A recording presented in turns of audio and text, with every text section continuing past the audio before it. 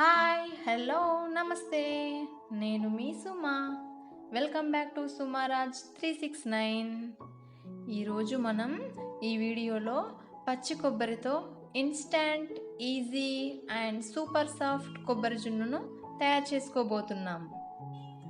మన ఇంట్లోనే అవైలబుల్గా ఉండే జస్ట్ 3 ఇంగ్రీడియంట్స్తో ఈ సూపర్ సాఫ్ట్ కొబ్బరి జున్నును తయారు చేసుకోవచ్చు. ఈ ఇన్స్టంట్ ఈజీ అండ్ హెల్దీ కొబ్బరి జున్నును ఎలా తయారు చేసుకోవాలో ఇప్పుడు చూద్దాం. దీనికోసం 2 పచ్చి కొబ్బరి ముక్కలను తీసుకొని ఈ కొబ్బరిని షెల్ నుండి సెపరేట్ చేయాలి. ఇలా సెపరేట్ చేసిన ఈ కొబ్బరి ముక్కలను నీటితో శుభ్రంగా 2 నుంచి 3 సార్లు కడగాలి. ఇలా కడిగిన ఈ కొబ్బరి ముక్కల నుండి దాని వెనక ఉండే బ్రౌన్ పార్ట్ని తీసేసుకోవాలి. ఈ బ్రౌన్ పార్ట్ని తీసేయడానికి మనం ఇలా తురుముకోవచ్చు, లేదంటే నైఫ్తో కూడా ఇలా కట్ చేసుకోవచ్చు. ఈ బ్రౌన్ పార్ట్ తీసేయడం వల్ల మనకు దగ్గు సమస్య ఉండదు. ఇలా బ్రౌన్ పార్ట్ మొత్తం నీట్గా తీసేసిన తర్వాత ఒకసారి వాటర్తో కడగాలి. ఇలా కడగడం వల్ల కొబ్బరి పాలు మనకు వైట్ కలర్లో వస్తాయి. ఇప్పుడు ఈ ముక్కలను చిన్న చిన్న ముక్కలుగా కట్ చేసుకోండి. ఇలా కట్ చేసుకున్న ఈ ముక్కలను మిక్సీ జార్లో వేసుకొని వీలైనంత మెత్తగా గ్రైండ్ చేసుకోవాలి. చూడండి, ఇలా వెన్నెలాగా మెత్తగా గ్రైండ్ చేసుకోవాలి. మనం ఎంత మెత్తగా గ్రైండ్ చేసుకుంటే మనకు అంత బాగా కొబ్బరి పాలు వస్తాయి. ఇప్పుడు ఇందులో 1 కప్పు వాటర్ వేసుకొని మళ్ళీ ఒకసారి గ్రైండ్ చేసుకోవాలి. చూడండి, ఇలా మెత్తగా వచ్చేలాగా గ్రైండ్ చేసుకోవాలి. ఇప్పుడు ఇందులో 2 కప్పుల వాటర్ని వేసుకొని మెత్తగా పేస్ట్ లాగా గ్రైండ్ చేసుకోవాలి.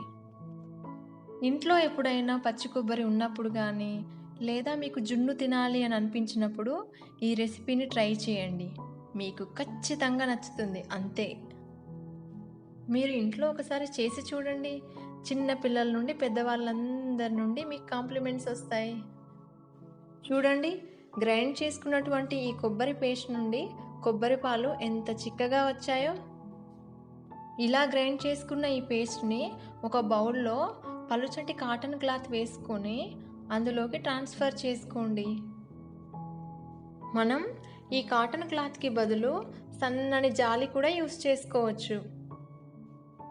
ఇలా వీలైనంత గట్టిగా ప్రెస్ చేస్తూ కొబ్బరి పేస్ట్లోని పాలను బౌల్లోకి తీసుకోండి.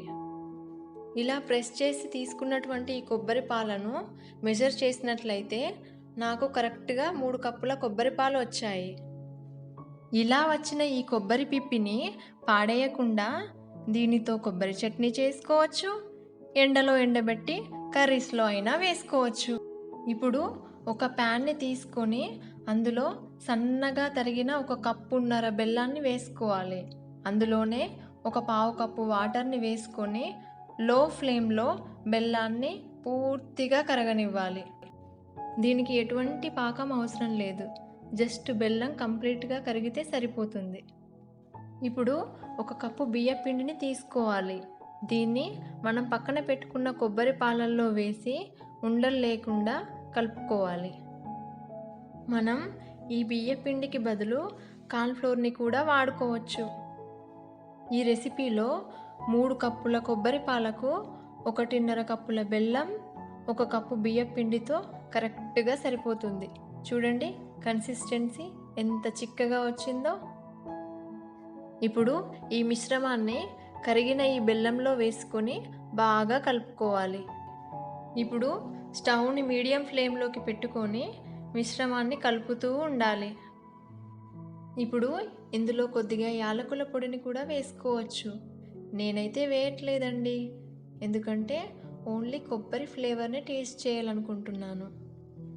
ఇందులో ఎలాంటి నూనె కానీ, నెయ్యి కానీ, షుగర్ కానీ వేయకుండా అన్నీ ఇంట్లోనే ఉండేటటువంటి 3 ఇంగ్రీడియంట్స్తోనే టేస్టీ అండ్ హెల్దీ కొబ్బరి జున్నుని ఇన్స్టెంట్గా తయారు చేసుకోవచ్చు. ఇలా కరెక్ట్గా 5 నుంచి 6 నిమిషాల్లో ఈ జున్ను దగ్గరికి వచ్చేస్తుంది. ఇలా దగ్గరికి రాగానే మనం స్టవ్ని ఆఫ్ చేసుకొని ఈ జున్నుని వేరే బౌల్లోకి ట్రాన్స్ఫర్ చేసుకొని పూర్తిగా చల్లారనివ్వాలి. ఇలా పూర్తిగా చల్లారిన తర్వాత దీనిపై ఒక ప్లేట్ పెట్టి బౌల్ని రివర్స్ చేయాలి. ఇలా 2 సార్లు ట్యాప్ చేస్తే జున్ను ప్లేట్లోకి ఈజీగా ఊడి వచ్చేస్తుంది. చూడండి, ఎంతో హెల్దీ అండ్ సూపర్ సాఫ్ట్గా ఉన్నటువంటి ఇన్స్టాంట్ కొబ్బరి జున్ను రెడీ. చూడండి, ఇలా ట్యాప్ చేసినప్పుడు కొబ్బరి జున్ను ఎంత సాఫ్ట్గా వచ్చిందో కనిపిస్తుంది కదూ. వావ్, చూడగానే నోరూరిపోతుంది. ఒకసారి మీరు ట్రై చేసి మీకు ఎలా కుదిరిందో నాకు కమెంట్ సెక్షన్లో కమెంట్ చేయండి. ఈ ఛానల్ని ఫస్ట్ టైం చూస్తున్న వాళ్ళైతే సబ్స్క్రైబ్ చేసుకోండి. Thank you for watching. ఇంకో రెసిపీతో మళ్ళీ కలుద్దాం. Until then, bye bye.